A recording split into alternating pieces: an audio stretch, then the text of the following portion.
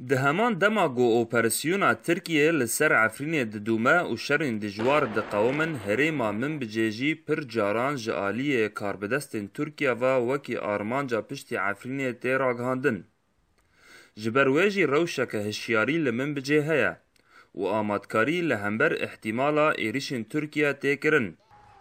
Ji aliyê xwe ve koalisyonê pir caran ragihand got ew hêzên xwe ji min bicê nakişînin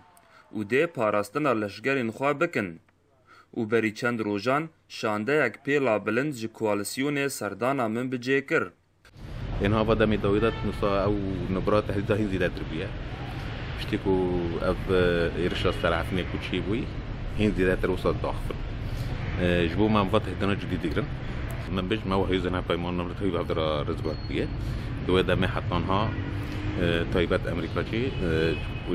مرة علي كارن جبو أباكرنا هيزنا دالي پرورده دا هين بردامه هفكاريا ما هين بردامه بشتكو تهديد شيبونه هنكي أصلا زيادة ترجي بيه Berpirsê Hesedê ê têkiliyên giştî Rêdûr Xelîl ji dengê Amerîka re diyar kir gowan wekî Hesedê tu caran êrişî Tirkiye nekiriye û naxwazin bi Tirkiye re têkevin şerekî berfere. Niha wekû hêzên Qesedê me ev şerreya nexwastiye dewleta Tirkiye êriş kiriye, êrişî Efrînê kiriye.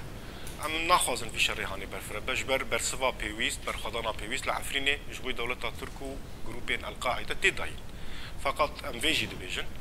اگر گوگ دولت ترک بخواست به چپرین شر یا جبهه شر برفره بکه لکوی داره دبه لمن بجی دبه لعالیه جزیره دبه لدریکه دبه بگومان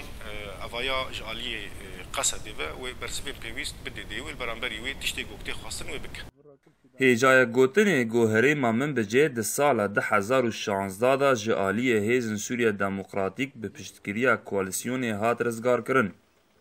û ji wê demê da ji aliyê meclisa min bicê a leşgerî ve tê birêvebirin û hêzên koalisyonê jî têda bicih dibin. Mehmûd Balî dengê Amerîka, bajarê min bicê.